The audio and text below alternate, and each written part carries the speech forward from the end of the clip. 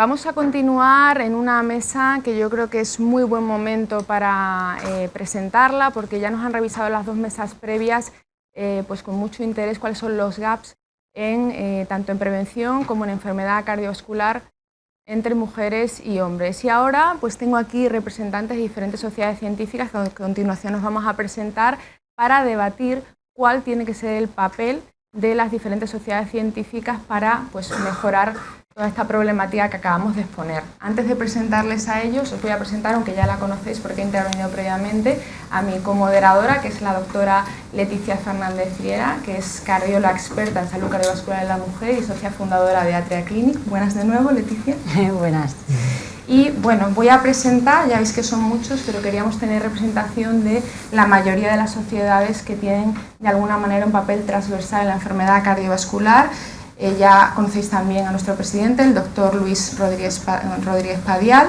Tenemos por parte de atención primaria al presidente de Medicina Familiar y Comunitaria, que es el doctor José Polo. Muy buenas. Hola, José. Carolina. Tenemos también a la asesora previa de la Junta Directiva de SEMI, la Sociedad de Medicina Interna, doctora Carmen Suárez Fernández. Hola. Muy buenas, Carmen. A la vocal de la Junta Directiva de la Sociedad de Oncología Médica, que es la doctora Rosario García. Muy buenas, Rosario.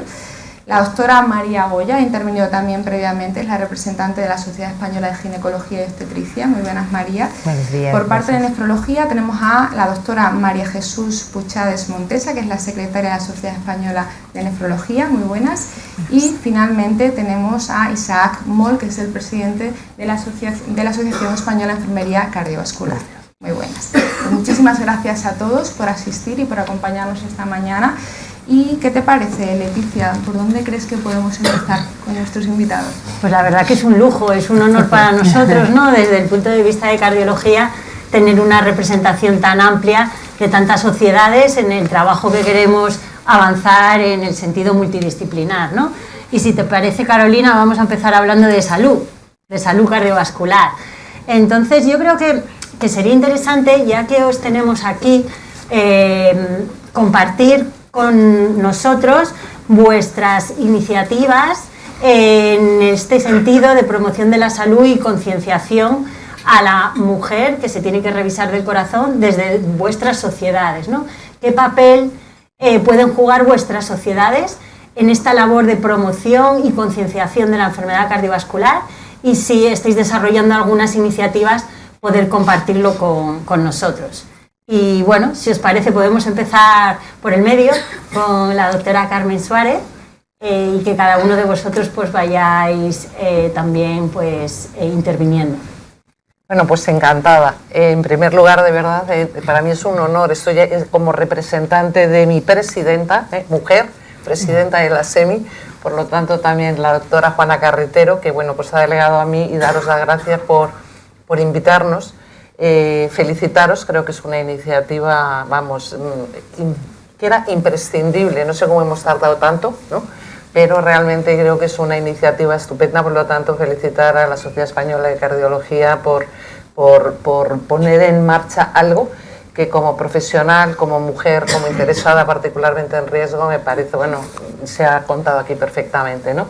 Entonces, pero me preguntáis, la sociedad, medicina interna, por ejemplo, a mí me parece que el papel de las sociedades es fundamental y básico, es fundamental y básico, y no voy a decir nada nuevo que nos haya dicho en las mesas previas, pero creo que el primer aspecto es que hay que concienciar.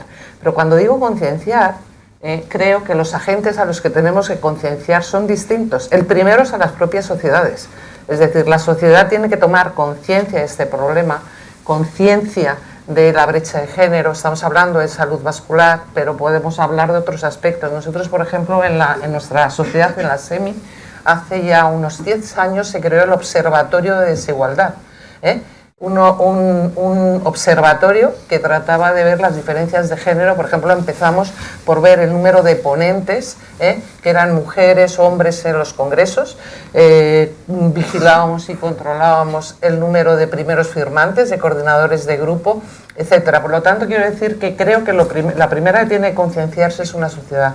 Creo que la sociedad tiene el compromiso de concienciar y a sus socios, porque no es un problema de sociedad general, que también, que son los terceros, ¿no? Es decir, a la población general, pero creo que nuestros socios, es decir, en este caso nosotros, los internistas, tenemos que tomar conciencia del problema y darles, y no solamente toma de conciencia, hay que dar formación. Hay que dar formación, o sea, yo creo que tenemos que empezar por nosotros mismos. Antes ha hecho referencia y a mí me parece importantísimo que la formación tendría que empezar en pregrado. Creo que a los estudiantes de medicina, de enfermería, hay que facilitarles adquirir esa competencia, adquirir la competencia de, bueno, en este caso las diferencias de género, ¿no? En resumidas cuentas, creo que las sociedades y desde la nuestra hay un movimiento de concienciación, hay un movimiento de formación. Tenemos, bueno, pues siguiendo un poco otras iniciativas, nosotros este año nuestra reunión monográfica del grupo de trabajo de riesgo vascular de la SEMI de internistas es un monográfico de mujer y enfermedad cardiovascular. Está previsto para el 23 de mayo, ¿no? Y creo que aparte de esa formación, de esa concienciación, hay que promover la investigación. Yo creo que ahí tenemos que unirnos las distintas sociedades científicas. Tenemos que unirnos para promover grandes registros, ensayos clínicos donde estemos representados. Y quizá el último aspecto que yo creo y que también tenemos la obligación las sociedades científicas desde mi punto de vista es monitorizar los indicadores de resultados en salud.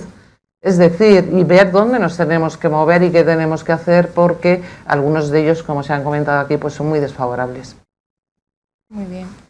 Yo creo que puntos muy interesantes. ¿Alguien más quiere compartir su opinión o alguna iniciativa concreta que se esté desarrollando? Sí. Bueno, nosotros desde la Sociedad Española de Oncología Médica tenemos específicamente una comisión de mujeres en oncología que nace hace algunos años con dos objetivos primordiales. Un primer objetivo, que es poner en la agenda ese balance de género a nivel profesional. Esa es una primera pata de este grupo de trabajo, donde hemos hemos hecho encuestas entre nuestros socios y hemos detectado una primera foto de la realidad académica y profesional en nuestro país. Y la foto sorprendente, ¿no? Entonces, yo creo que está este papel de la sociedad de monitorizar, crear conciencia y saber lo que está pasando desde el punto de vista de desarrollo de carrera profesional, cuáles son las barreras, cuáles son los gaps, es una función clave. Y luego tenemos otra línea también muy sólida de trabajo, centrada en las diferencias de sexo-género relacionadas con la patología oncológica, que son, como se ha dicho en la mesa anterior, brutales. Diferencias en la incidencia, diferencias en la forma de presentación, diferencias en el acceso a programas de screening, diferencias en lo rápido o lo lento que se diagnostica un determinado cáncer en una mujer, diferencias en toxicidad clave, limitaciones en reclutamiento en ensayos clínicos, con todo lo que ello conlleva asociado a las extrapolaciones que hacemos en nuestro día a día. Entonces, esos aspectos estamos trabajando en ellos, en distintos tumores sólidos, estamos trabajando en transgénero, divulgando toda esta información, haciendo este awareness a los profesionales, profesionales, pacientes. Creo que las sociedades científicas tenemos que colaborar conjuntamente porque compartimos muchos nexos de puntos en común en la salud de la mujer y en el balance gap en todos los niveles. Entonces, bueno, esas son nuestras líneas fundamentales dentro de la sociedad. Muy interesante, la verdad, que es fundamental, ¿no?, poder, como bien ha dicho la doctora Carmen Suárez y la doctora Charo, medir, ¿no?, los indicadores de salud, saber qué es lo que estamos haciendo y hacia dónde podemos ir. Yo quería comentar también, ¿no?, en primer lugar agradecer como Semergen, como Sociedad Española de Médicos de Atención Primaria, la invitación, personalmente a Carolina, nos conocemos desde hace muchos años, y a Luis también, pero desde el punto de vista mujer, como sociedad de atención primaria, el 63% de la sociedad que presido es mujer. Tenemos un grupo justo o solo dedicado a la mujer y tenemos en este momento un proyecto que dentro de un rato lo presentaré, el segundo año de trabajo en el proyecto del Proyecto ERA. El Proyecto ERA es una mujer, muchas mujeres. es abordar la patología de la mujer en las diferentes etapas de la vida. Y después también coincido con ellas y la mesa anterior que hay que trabajar en la investigación porque la carencia es clara, ¿no?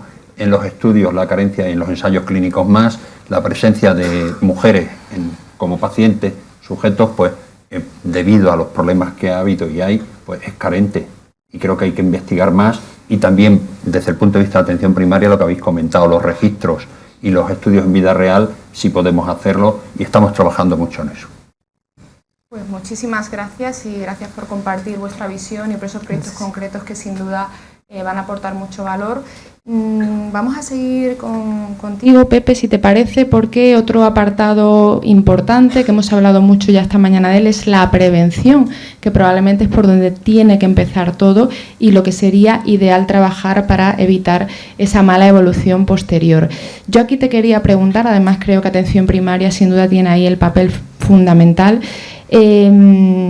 ¿Cómo crees tú que tienen que actuar las sociedades o el papel a nivel de la prevención? Si piensas que incluso sería interesante poder promover iniciativas incluso desde etapas muy precoces, como pueden ser desde las escuelas. Me pide que os pase el micrófono porque parece que hay algún problema con los micros. Pues yo creo que es la gran asignatura pendiente, ¿no? La prevención. En atención primaria la prevención es fundamental. La prevención de los factores de riesgo cardiovascular hemos avanzado mucho, pero creo que la prevención debíamos de comenzar en la escuela. Yo tengo una experiencia previa, trabajé en las URDES y llegamos a la conclusión que si no educábamos para la salud, que si no enseñábamos a aquellos niños la modificación de los estilos de vida, intentar a los 40, 50 o 60 años es imposible. O sea, creo sinceramente que debemos intentar, hablamos mucho de empoderar al paciente, de hacer el paciente experto, pero difícilmente cambiamos los hábitos de vida, como he comentado antes, a los 40, 50. Tenemos que empezar prevención para la salud. Siempre estamos comentando ahora, por ejemplo, y siempre pongo el ejemplo de los desfibriladores. Señores, enseñemos en la escuela RCP básica y no lo hacemos. Creo que es importantísimo y creo que debemos intentar desde las sociedades científicas generar esa conciencia y, de acuerdo con las consejerías o con los ministerios de educación, introducir asignaturas de educación para la salud. Gracias. Bueno, desde Nefrología igualmente quería daros la enhorabuena por la iniciativa y agradeceros vuestra invitación, porque en nuestro campo, por ejemplo, el campo está totalmente sin labrar, porque la nefrología está siendo... O sea, necesitamos visibilidad y en la mujer todavía más, ¿no? Pocas mujeres conocen que la presencia de albúmina en la orina puede ser patológica o puede multiplicar su riesgo cardiovascular. Acuden al nefrólogo probablemente totalmente despistadas y con el temor de la diálisis, sin saber que probablemente tuvieron un episodio de preeclampsia y tenían una patología del endotelio que no se ha estudiado y que se dejó de estudiar. Los antecedentes de preeclampsia en nuestros pacientes son altísimos y son mujeres que dejaron ese seguimiento porque el episodio pasó y han pasado 20, 30 años en los que nadie ha monitorizado su función renal, nadie ha monitorizado una prueba tan sencilla como es la albúmina en la orina y se ha perdido una oportunidad de trabajo. O sea, necesitamos ser visibles, saber que con una prueba muy sencilla podemos seguir la salud renal, pero sobre todo la salud cardiovascular de estas pacientes y creo que las sociedades tenemos una labor ahí tremendamente importante. Trasladar el conocimiento a la población, intervenir desde etapas muy tempranas y hacer un seguimiento de esa intervención, no una clase en quinto de primaria de qué es el riñón o qué es el corazón y nada más. Yo creo que deberíamos estar presentes en el ciclo formativo de nuestros jóvenes y no solamente en las facultades, o sea, que vengan ya con una formación, porque es verdad que cambiar un hábito a los 50 años, a los 60 años es muy difícil. El hábito se entrena desde las épocas más tempranas. El saber comer, el saber cuidarse, se debe de empezar desde muy temprano para que podamos hacerlo parte de nuestro ADN desde el principio. En principio, yo creo que es esto, ¿no? Una intervención temprana. Efectivamente, sí, María Jesús, como bien habéis dicho todos, la intervención temprana y la intervención multidisciplinar, ¿no? Y aprovechando a María Goya y la discusión que tuvimos previamente, el hecho de tener aquí representantes de distintas sociedades, poder unirnos y trabajar desde ese enfoque multidisciplinar y que cada uno aportemos con nuestro conocimiento de nefrología, oncología, atención primaria, enfermería, medicina interna y ginecología es un lujo, ¿no?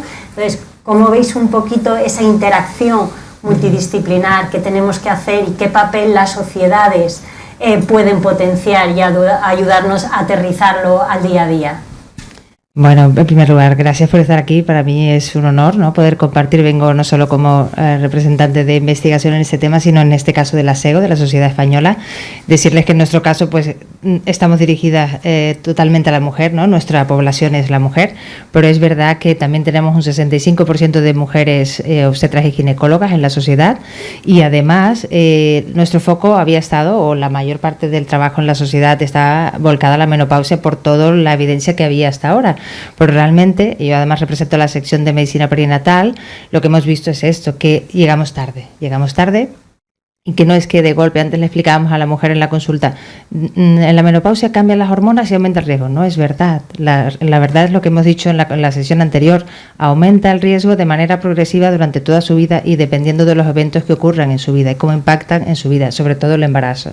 Y en esto tengo que agradecer a la Sociedad Española de Cardiología, porque comenzamos a trabajar conjuntamente hace ya 4 o 5 años. En el 2020 publicamos una primera guía que tenía este objetivo: cómo visibilizar y dar evidencia a algo que nadie conocía. Es decir, hasta ahora este concepto de cuarto trimestre lo vamos explicando, reuniones, congresos, sociedades, pero todavía mucha gente, ¿qué es esto del cuarto trimestre? Pues es aprovechar la oportunidad del posparto, del primer año posparto, para poder mejorar, pues detectar una preeclampsia, una diabetes gestacional, un parto pretérmino, una muerte fetal anteparto, un bebé pequeño para gestacional. Son todos estos parámetros que la mujer ni se va a acordar. Si no somos capaces de traspasar la información al equipo de primaria, no se va a acordar de que ha tenido este evento, y no tenemos que hacerla tampoco responsable de recordar estos datos, ¿no? Entonces elaboramos una guía y ahora estamos intentando generar no solo una guía del embarazo, sino recomendaciones de toda la vida de la mujer: adolescencia, cambios hormonales, embarazo y climaterio, ¿no? Y este sería un poco el primer paso: visibilizar a las pacientes, visibilizar a los profesionales.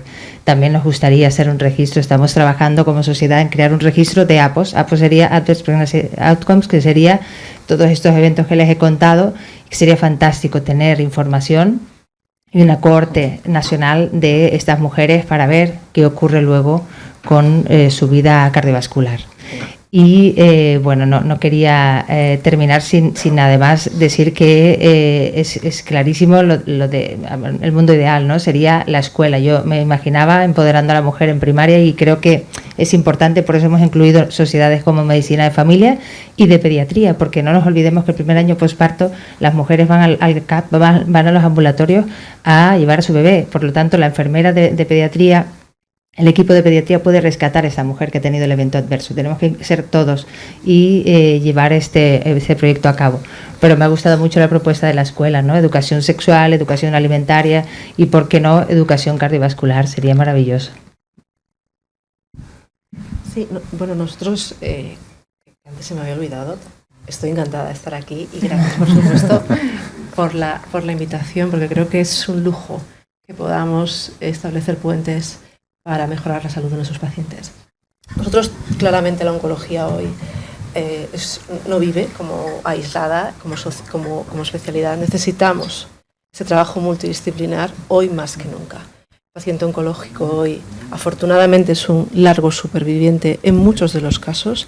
Estamos hablando de que hemos mejorado la supervivencia de nuestros pacientes en porcentajes que duplican, triplican lo que habíamos vivido hace 20 años. Y ese paciente tiene muchísimas necesidades, más allá de su proceso oncológico, que a veces está controlado y que está libre de enfermedad. Necesidades que vienen de la mano de los tratamientos que han recibido, que dejan, como digo yo, un peaje que a veces es caro. Peaje en términos de toxicidad cardiovascular. Tenemos un paciente que antes vivía, yo me dedico a patología torácica, cáncer de pulmón. Los pacientes con cáncer de pulmón vivían 10, 12 meses. No te preocupaba su salud cardiovascular. Hoy tenemos pacientes que viven 5, 8, 10, 12 años, que están recibiendo fármacos que sabemos a ciencia cierta que provocan efectos, daños colaterales a nivel cardiovascular. Esos pacientes necesitan un cuidado integral. Yo creo que El trabajo que está haciendo cardiología con oncología es un buen ejemplo. Tenemos un registro, pacientes con inmunoterapia, que es un tratamiento novedoso. Todo va a girar en torno a la inmuno en los próximos años. Pues estamos intentando conocer mejor cómo son las poblaciones, cómo se comportan con esos tratamientos, poder tener vida real, datos de vida real para pues, mujeres van peor, hacen ese tipo de toxicidad cardíaca. Bueno, yo creo que ese trabajo es fundamental. Estamos trabajando con medicina interna, con la UCI, con cuidados intensivos. Claro, yo empecé la residencia, era anecdótico el paciente oncológico que iba a la UCI. Hoy es una realidad. Estamos también realizando registros, realizando criterios para manejo de esos pacientes en la UCI. Bueno, yo creo que afortunadamente el concepto de multidisciplinaridad mejora y mejora para integrar el conocimiento tan diverso y tan rico y tan enriquecedor. Yo siempre digo que aprendo siempre mucho más cuando voy a una reunión que no es de oncología, cuando tengo la oportunidad de escuchar a compañeros de otras especialidades. Estamos en ese foco, ¿no? Trabajando multidisciplinarmente con muchas especialidades para conseguir ese largo superviviente o no tan largo superviviente, los mejores resultados en salud. Bueno, pues sin duda yo creo que ese es el camino, ¿no? Desde luego que ginecología y también oncología, con las unidades ya que llevan muchos años desarrollándose de cardiooncología, pues un claro ejemplo hacia dónde tenemos que ir. Antes de pasar al siguiente punto, sí que quiero conocer vuestra opinión sobre algo que mencionaba también Leticia y que ya, pues yo creo que en España, pero sobre todo también en muchos países, se están desarrollando las unidades de mujer, ¿no? ¿Qué pensáis vosotros sobre esto? ¿Creéis que es necesario? ¿Creéis que puede ser una realidad? ¿Creéis que tenemos que trabajar en la línea de la creación de unidades específicas de mujer o no? ¿O pensáis que por el contrario se debe seguir trabajando como hasta ahora a nivel de la salud general, pero incorporando mayor conocimiento? ¿Qué pensáis sobre esto? Quien quiera intervenir. Pues yo la verdad es que mi opinión personal es que creo que no sería la primera medida a hacer. Es decir, creo que más que fraccionar, o sea, lo que tenemos que hacer, esa mujer a riesgo, esa mujer desde esa niña a riesgo que empieza en la escuela, es decir, va a lo largo de su vida. Primero creo que no habría que estigmatizarla, ¿no? Es decir, a mí yo como mujer a los 13 años o a los 12 me mandan a una unidad específica, no entendería muy bien por qué. Primer tema que planteo, a lo mejor no supondría un impacto social de ese tipo, pero en segundo lugar creo que a lo largo de la vida el problema de la mujer y la enfermedad cardiovascular es que es cambiante y empieza desde el comienzo y que está sujeta, como se ha comentado, a múltiples cambios de situación continua. Esto quiere decir que va a pasar por muchísimas especialidades, por muchísimos especialistas. Va a ir al ginecólogo, en un momento va a tener un cáncer, va a ir al oncólogo, va a ir al nefrólogo, atención primaria, ni qué contar, ¿no? En un momento determinado. Entonces creo que más que crear unidades específicas, mi propuesta sería, o como lo veo, nos tenemos que poner de acuerdo todas las sociedades implicadas en el cuidado de la mujer, utilizando las mismas herramientas y validando las herramientas para el cuidado de estas mujeres. Es decir, deberíamos hacer, no es posible que haya una guía de una sociedad, otra guía de otra sociedad, un protocolo. Deberíamos todos implicarnos en unas directrices comunes, en un marco teórico común, y deberíamos todos implicarnos en dar contestación a las preguntas que no sabemos. Aquí ha salido, por ejemplo, es decir, las escalas de estratificación de riesgo, es decir, ¿están bien? ¿Son las mismas? No estamos incluyendo factores de riesgo específicamente en la mujer. El punto de corte de hipertensión, eso se ha comentado, ¿es el mismo? A lo mejor no, ni el de control. Por lo tanto, creo que es un trabajo, dado que la mujer va a pasar a lo largo de su historia por múltiples especialistas, por múltiples profesionales sanitarios, lo que tendríamos que hacer es ponernos todos de acuerdo, pero es mi opinión.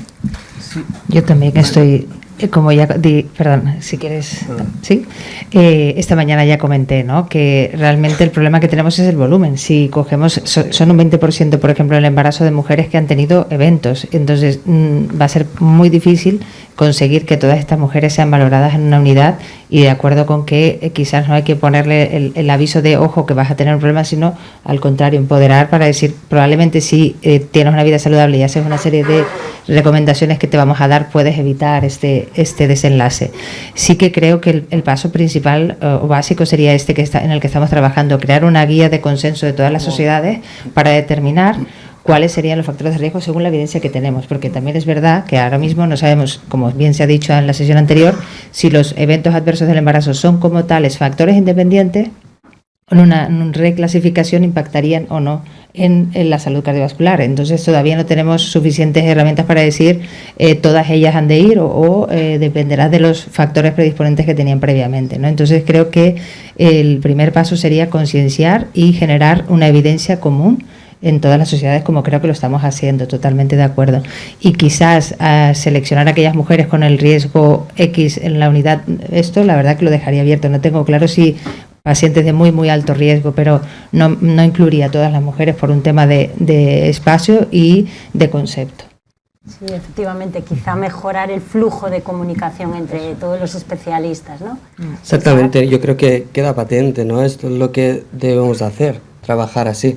Porque a veces hablamos mucho de trabajo multidisciplinar, pero la realidad a veces no es tal, ¿no? A veces hay problemas entre hospitalaria y atención primaria, que es muy básico, ¿no? Esta transición. Y compartimos paciente y tenemos problemas en esta comunicación. Yo creo que lo que decías, has comentado, o clínicas de mujer o seguir trabajando igual, ni una, personalmente creo que ni una ni la otra, ni clínicas de mujer, no tanto porque sea un estigma, porque al final también vais a la ginecóloga o al ginecólogo, que yo no voy, ¿no? Y se dedica a la mujer, pero trabajar igual tampoco.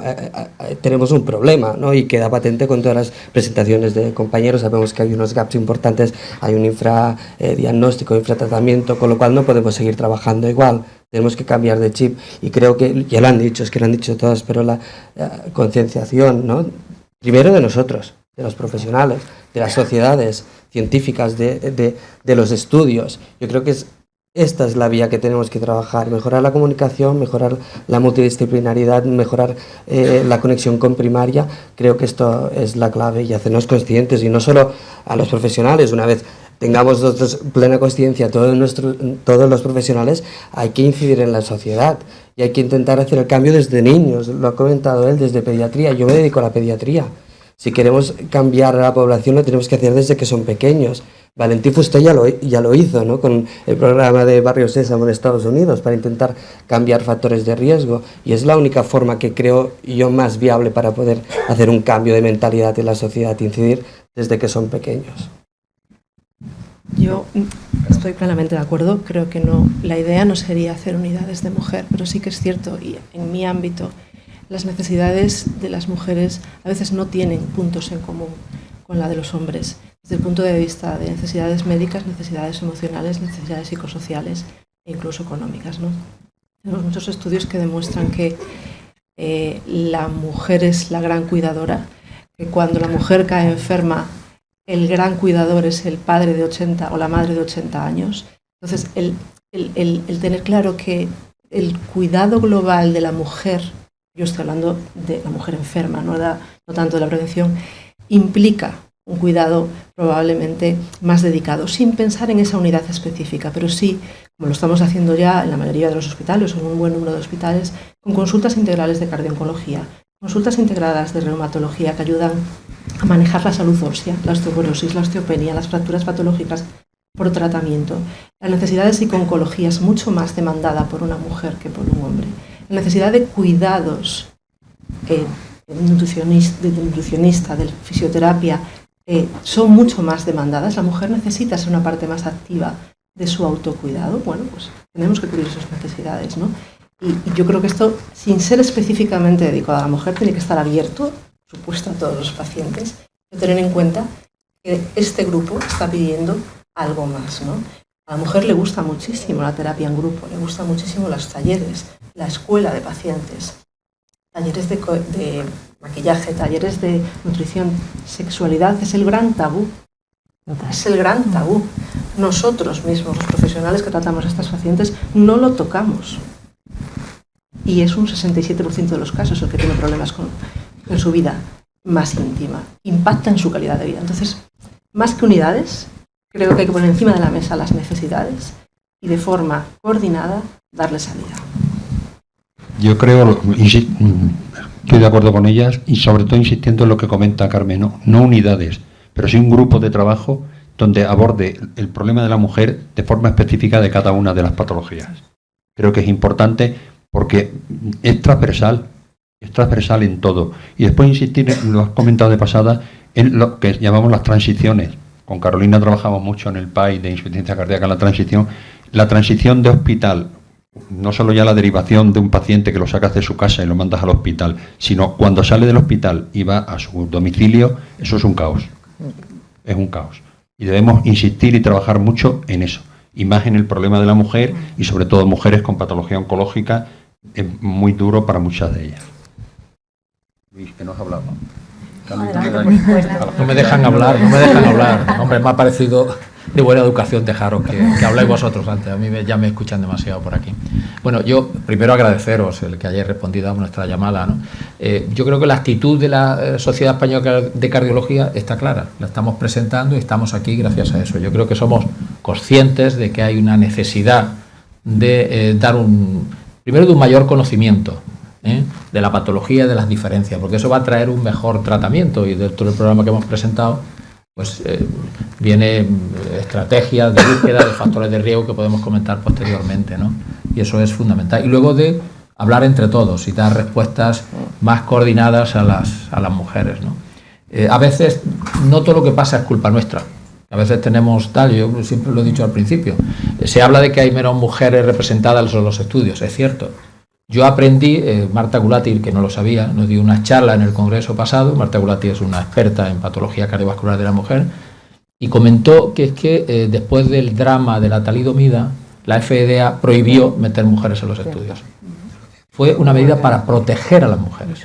Eso hay que tenerlo claro, porque parece que ahora se está cambiando, porque ya se van incluyendo, porque vemos que necesitamos información, pero somos herederos de nuestra historia, que parte positiva, parte negativa, lo que queramos, pero parece que no estamos dando latigazos porque eso. Entonces, para mí fue revelador. Está claro que hay que meter más mujeres, como ha comentado antes Antonia, pues ya hay estudios que tienen la mitad y que la gente aplaude cuando están, según las circunstancias, y necesitamos mucha más información para tratar. Hay patologías más frecuentes en las mujeres, como la disección coronaria espontánea. Nosotros lo estamos tratando de profundizar en ese conocimiento porque ahí no hay tratamiento específico. En fin, no me voy a enrollar, pero en esencia eso, yo coincido con vosotros en ese planteamiento. Hace falta más información y más formación a la población, porque si la mujer no es consciente de la patología cardiovascular, es frecuente en ella, va a tardar en reconocer los síntomas y en pedir ayuda, va a tratar de explicarlo por otro motivo, y en patología cardiovascular el ir rápido al hospital pues marca la diferencia en mortalidad, que luego lo vemos. Los pacientes que vienen con infarto de miocardio pues tiene una mortalidad bastante superior a la del hombre, ¿no? Muchas veces porque se ha retrasado venir y tal, y ahí donde queremos hacer una labor importante de concienciación. Y luego, trabajando, como estamos haciendo ya en muchos sitios, con otras especialidades, con nefro, con onco y tal, y estamos desarrollando unidades específicas para dar un tratamiento específico a esas mujeres, ¿no? Dentro de las limitaciones y posibilidades que tenemos. Bueno, pues muchas gracias. Yo creo que con matices, pero que todos compartimos un poco la visión de esa necesidad de trabajar conjuntamente y ese abordaje. Y quizá podemos ya cambiar de tercio y hablar también de algo que es fundamental, más allá de lo puramente científico, que también pues, ha existido un gran gap, y es el desarrollo profesional de la mujer, ¿no? Yo creo que esto, aunque afortunadamente parece que va cambiando, pero pues todavía vemos que aunque cada vez hay más mujeres, tanto en las especialidades médicas como en enfermería, parece que a medida que vamos ascendiendo en lo que es la carrera profesional y ocupando puestos de más alto rango, de liderazgo, pues ocurre lo contrario, se invierte, hay más hombres, ¿no? Y aquí quizá te voy a preguntar a ti, Isaac, porque precisamente en enfermería, que hay un gran predominio de mujeres, y además aquí tenemos también muchas enfermeras que pueden luego dar su opinión. ¿Qué está ocurriendo? ¿Esto está cambiando? ¿Siguen siendo puestos altos varones y puestos más bajos mujeres? ¿O cómo nos estamos moviendo? ¿Existe brecha? ¿Hay gap? Sí. La respuesta es sí, y está claro. Actualmente casi el 70% de los profesionales que trabajamos en un hospital sois mujeres. Casi el 70%. Pero solo en puestos de responsabilidad solo hay un 20% de mujeres. Llamativo, no se mantiene el porcentaje que debería ser, ¿no? Con lo cual aquí hay una brecha. En cuanto a las enfermeras, decías que representabas 65%. 5% de mujeres, pues yo, en mi sociedad, pues mira, casi un 85 o un 90% son enfermeras. Y yo creo que de este trabajo, o sea, hemos evolucionado, es una disciplina que ha ido evolucionando, ¿no? Pero sí que acarreamos algo histórico, o que está como cronificado, esta imagen de como la enfermera es mujer y la mujer se dedica a cuidar, parece que cuidar es un trabajo como de segunda, no tiene tanta importancia, ¿no? Para mí el cuidar a una persona es el trabajo más bonito que existe, por eso soy enfermero, pero realmente socialmente no es así y no es la visión que tiene la inmensa mayoría de la sociedad, ¿no? Nos ven como un trabajo inferior al resto. Luego tenemos otro problema, que es que a nivel universidad, mira, al año pasado hice una encuesta que me mandó a mí la Generalitat de Cataluña y en la última página que debías apuntar tus datos me ponía graduado, bla, bla, bla, bla, o ATS. ATS. Hace 35 años que no existe ATS. Somos graduados, pero somos graduados que no podemos acceder el A1 como otros graduados. Seguimos teniendo una categoría inferior, con lo cual tampoco podemos acceder a algún cargo que precise de esa categoría. Luego tenemos otro problema, que son las especialidades en enfermería. Están bloqueadas, hay las que hay, la de matrona, comunitaria, del trabajo, pero no hay más.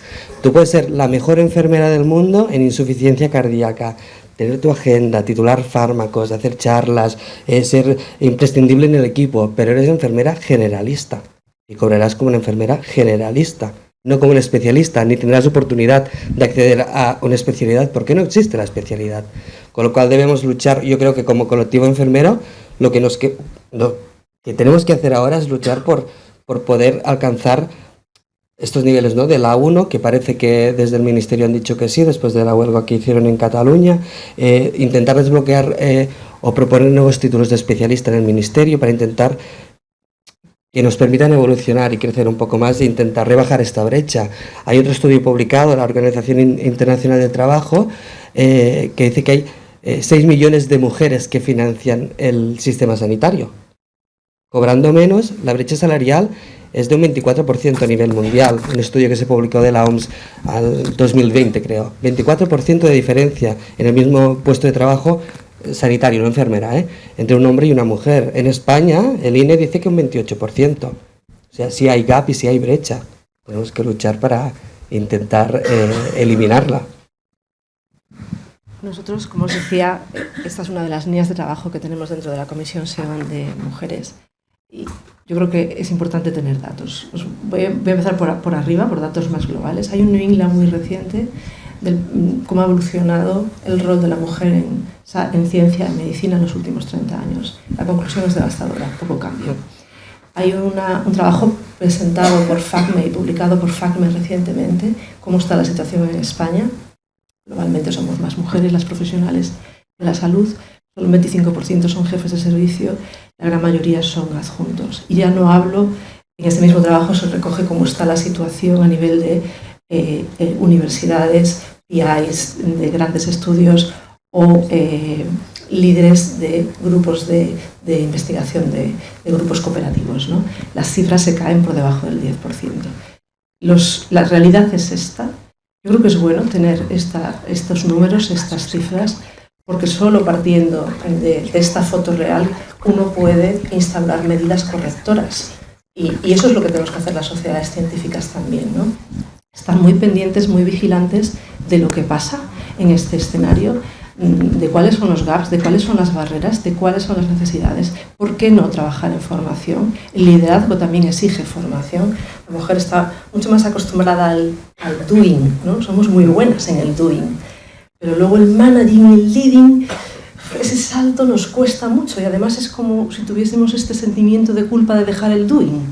Yo creo que está bien que nos formemos, está bien tener estas fotos y que las sociedades sean partícipes y elementos dinamizadores para mejorar y dar herramientas a la mujer que quiera desarrollarse, por supuesto, ante todo, ¿no? Pues muchísimas gracias, la verdad que es súper interesante, nos das esa fotografía. Precisamente se estaba mirando porque quería hacer una pequeña pausa porque yo sé, y además tienen datos del Grupo de Trabajo de Mujer y Enfermedad Cardiovascular de la perspectiva no de cardiología, si queréis hacer algún comentario. Sí, desde nuestro grupo hicimos una encuesta para conocer la situación profesional de las mujeres cardiólogas que eran miembros de la Sociedad Española de Cardiología en cuanto a su posición como asistencial y además académica. Y lo que vimos es que vosotros habláis del 25% como jefes de servicio, nosotros el 11%. Esto es FACME, es todas las especialidades. Todas especialidades. La oncología es muy bajito. Vale, el nuestro era 11% y solamente el 8% estaban en la universidad con puestos de profesores y solamente el 4% eran profesores titulares. Y además, dentro de las especialidades también hay un gap, una brecha de género importante. Por ejemplo, electrofisiología, solo el 16% en esa encuesta, eso fue una encuesta que hicimos a 2.200 cardiólogos, solo el 16% eran mujeres y creo que llegaba al 19% en hemodinámica. Las mujeres tienden a hacer más, a tener más posiciones en clínica y ecocardiografía porque suponen menos reto a la hora de conciliación familiar. También el número era mucho más bajo en las unidades de críticos. Nosotros, hombre, en eso no tomo nota por si se puede hacer alguna labor en ese sentido. Lo que sí llevamos haciendo hace tiempo es comprobar la participación de la mujer en el Congreso Nacional de Cardiología. Y siempre hay un número que es superior al de cardiólogas, miembros de la sociedad, o sea que procuramos poner ahí un plus en ese sentido, ¿no? Por lo menos para hacer más evidente su presencia, su aportación a la sociedad. Yo creo que en parte lo otro, que tenéis razón, pues es cuestión de esperar un poco de 2 o 3 años. Sí.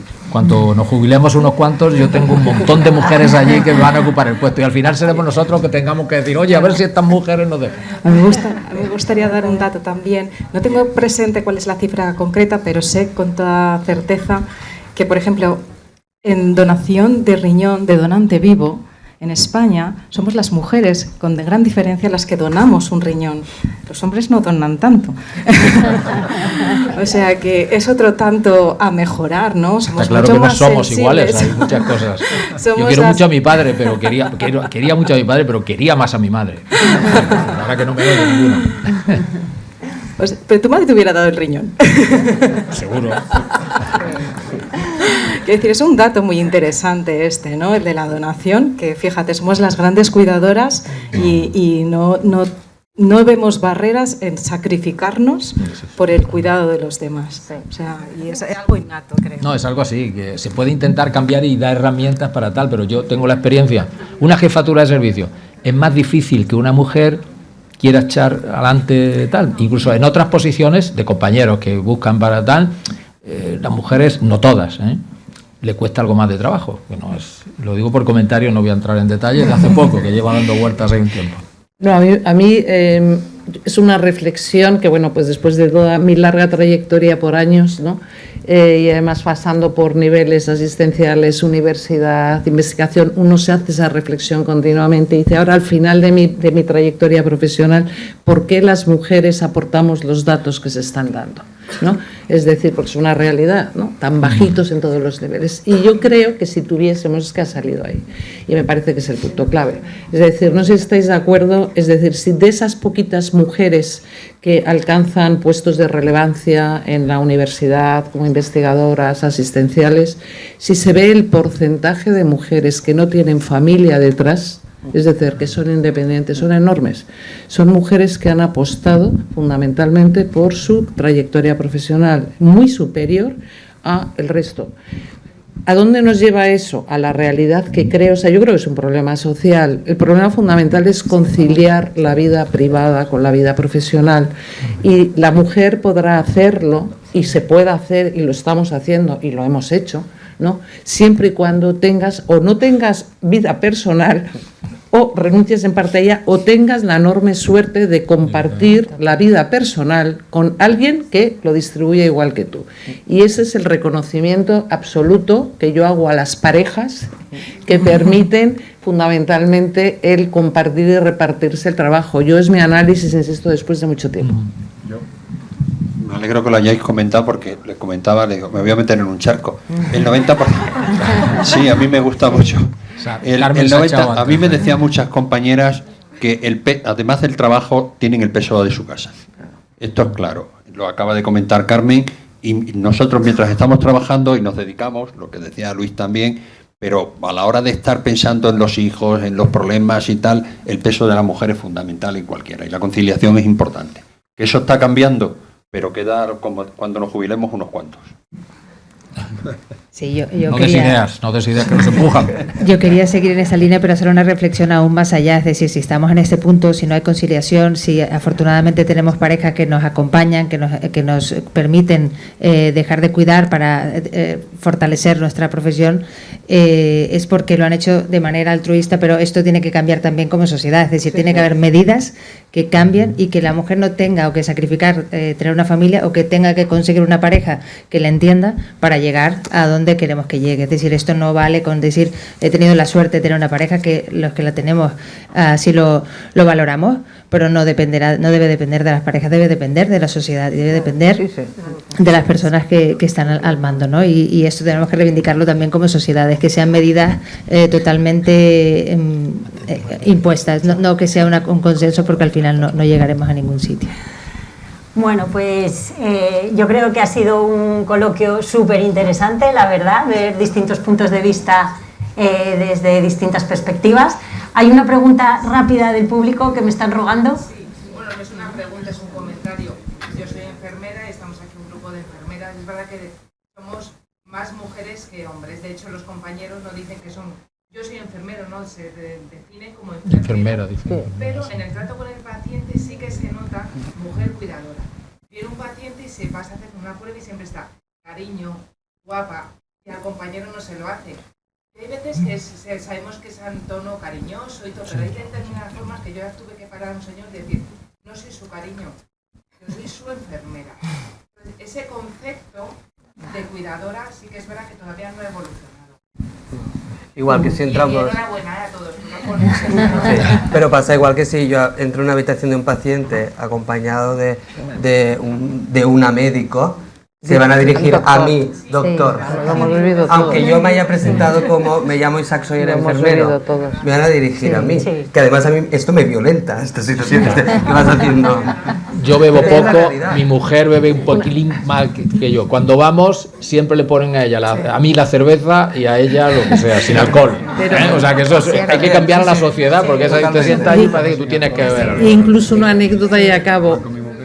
Yo como jefe de servicio mujer y un R1 varón, y el paciente de decidir doctor al R1 con una cara de niño y obviarme olímpicamente. Haremos lo que podamos, pero todo no depende de nosotros. Y yo quería añadir aún más en nuestra forma de historiar, y acabo, pero nuestra forma de preguntar. Nosotros, como ginecólogos y ginecólogas, hemos tenido que aprender a preguntar, porque una pregunta típica y totalmente machista o sin tener perspectiva de género sería, ¿tomas anticonceptivos? No tomo. ¿Por qué? Cuidado, te puedes quedar embarazada sin tener en cuenta que esta persona puede no tener pareja, puede tener una pareja femenina, por lo tanto estamos dando por hecho que esta persona es heterosexual. Quiero decir que hasta este punto tendríamos que cambiar nuestra mirada de género, y esto es una aportación más. Efectivamente. Bueno, yo creo que podemos seguir hablando durante horas, y ahora tanto Carol como yo os vamos a poner un deber a cada uno. Queremos que nos digáis una acción de mejora concreta que os comprometéis a hacer ahora y en el futuro, dentro de un año lo mediremos, muy concreta de cómo podéis mejorar desde vuestra sociedad la salud cardiovascular de la mujer. Rapidísimo, una idea muy concreta y seguimos hablando. Empiezo yo para dar ejemplo. Poner en marcha, que ya lo estamos haciendo, y continuar estudios específicos de patología cardiovascular en la mujer, las que no hay información suficiente. María. ¿Yo? Bueno, nosotros ya lo estamos haciendo también, crear este trabajo, este documento de consenso que es solo una recomendación de todas las sociedades, que estamos en ello, y los registros, el registro específico de mujer que estamos desarrollando en la sociedad. Bueno, yo creo que lo he comentado antes, crear un grupo de trabajo de salud de la mujer de forma interdisciplinar de todas las... Y abro o invito a mi casa, en Semergen, para que pongamos en marcha ese proyecto. Es ambicioso, ¿eh? Carmen. Nosotros profundizar en ese observatorio de igualdad que os he comentado que hay, que inicialmente está centrado más en aspectos profesionales que de salud de la mujer, pero la idea es ampliarlo en ese observatorio, hacer monitorización de indicadores de resultados de salud utilizando fundamentalmente el CMBD, que hemos empezado a nivel nacional para detectar dónde están las desigualdades mayores y qué medidas se pueden poner en marcha. Yo creo que las enfermeras nos podemos comprometer en mejorar la concienciación mediante la educación sanitaria, porque es parte de nuestro trabajo y creo que ahí tenemos la clave. Y como asociación puedo decir que estamos comprometidos y vamos a seguir trabajando en las mejoras laborales, en intentar que aparezcan especialidades, que aparezca una especialidad de enfermería de cardio, intentar desbloquear los diplomas para mejorar e intentar bajar esta brecha que tenemos. Nosotros vamos a seguir en esta línea, el Gender Gap profesional va a seguir estando encima de la mesa y vamos a seguir buscando herramientas para nuestras socias, nuestros socios, porque esto es un trabajo donde no puedes quedar excluido nadie para mejorarlo. Y luego creo que tenemos que hacer este tipo de trabajo desde el punto de vista de salud en femenino, trabajar con las sociedades científicas más implicadas, desarrollar registros, categorías de riesgo, implementar, que no está todavía, no es una realidad en todos los hospitales, las unidades de cardio-oncología. Creo que este tiene que ser el gran reto. Y a partir de ahí, medir. Porque si no medimos, no vale de nada todo lo que vayamos o queramos hacer. Bueno, desde nefrología no he tenido la oportunidad de hablar o no he hablado del grupo de salud renal y mujer, que también tenemos un grupo de trabajo que está muy involucrado en todos estos temas y también pues, con varias iniciativas en marcha. Pero traigo un tip muy concreto y una iniciativa muy concreta que vamos a hacer la semana que viene, porque voy a concretar. Hemos hablado de llevarlo a las escuelas, pero creo que hay que llevarlo también a los que mandan. Entonces, la semana que viene, con motivo del Día Mundial del Riñón, que es el día 14, os invito a todos, el domingo haremos una carrera solidaria aquí en Madrid, pero el día 13 en concreto estaremos en el Congreso de los Diputados y intentaremos a todos diputadas, y espero que muchas diputadas, medir su salud renal, una analítica de sangre para creatinina y los que quieran darnos una analítica de orina para medir la albúmina. O sea, transmitir también este conocimiento no solamente a la población, sino también a los que tienen realmente la capacidad de cambiar las cosas con nuestra información. O sea que os invito a todos. Pues un montón de acciones que mediremos el año que viene. Muchas gracias. Pues nada, muchísimas gracias a todos por vuestra intervención, ha sido una mesa muy interesante y ya vamos a parar para tener la pausa de café. Como vamos con retraso, vamos a dar, si os parece, 20 minutos y en 20 minutos seguimos. Muchísimas gracias a todos.